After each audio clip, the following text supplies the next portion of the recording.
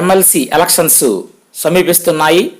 అయితే మన ఓటు అనేది నమోదు అయ్యిందా లేదా అనేది ఎలా తెలుసుకోవాలి?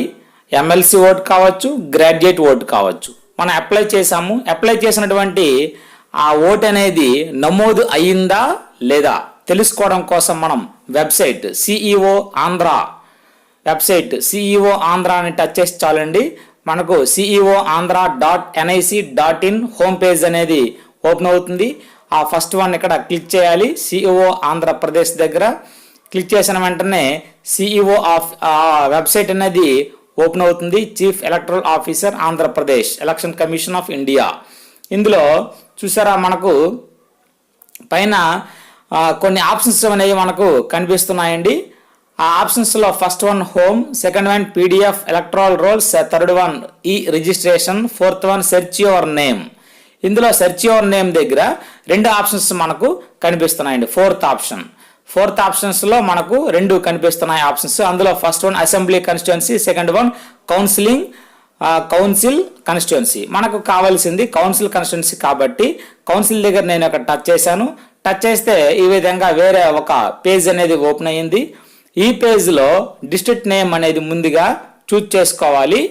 సెలెక్ట్ డిస్ట్రిక్ట్, నేను ఇక్కడ విజయనగరం తీసుకున్నాను. అలాగే ఇంకా స్టార్ మార్క్ కూడా సరిపోతుందండి, మరి ఇంకేమీ ఇక్కడ అవసరం లేదు. ఎమ్మెల్సీ కాన్స్టిట్యుయెన్సీ ఇక్కడ టైప్ అనేది టీచర్స్ అయితే టీచర్స్ చూస్తాం, లేదా గ్రాడ్యుయేట్లో మనం నమోదు చేసాము, మరి గ్రాడ్యుయేట్లో ఉందా లేదా చెక్ చేసుకోవాలనుకుంటే గ్రాడ్యుయేట్ తీసుకుంటాము. ఇక్కడ నేను టీచర్స్ చూస్తున్నాను, నేమ్ ఎంటర్ చేస్తున్నాను. ఇక్కడ మనం నేమ్ అనేది చూసారా అలా ఉన్నాయండి, ఇది ఎనీవేర్, అలాగే మేల్ ఫీమేల్ బోత్ అనేది అలా ఉంచేసిన ఇబ్బంది లేదు.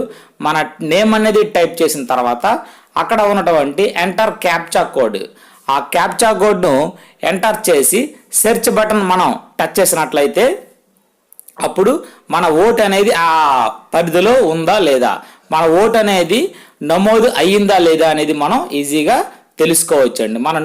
మన యొక్క ఓటు అనేది నమోదు అయ్యింది అంటే కింద ఒక కాలమ్స్లో మనకు మన యొక్క ఓటు యొక్క వివరాలు పూర్తిగా మనకు కనిపిస్తాయి. నేమ్ కానీ, address, gender, age, relation name, అలాగే serial number, polling station number, అలాగే పోలింగ్ లొకేషన్, పోలింగ్ ఏరియా, అలాగే బిల్డింగ్ నేమ్, ఇవన్నీ కూడా మనకు క్లియర్గా కనిపిస్తాయండి.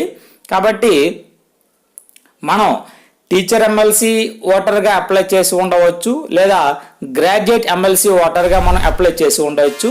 ఆ అప్లై చేసినటువంటి ఓటు అనేది నమోదు అయ్యిందా లేదా అనేది మనం చెక్ చేసుకోవడం కోసం ఈజీగా మన మొబైల్స్లోనే మనం ఇదంతా కూడా చేయొచ్చు. ఈ వీడియో నచ్చితే లైక్ చేయండి, షేర్ చేయండి. మరిన్ని అప్డేట్స్ కోసం సబ్స్క్రైబ్ చేయండి. ధన్యవాదాలు.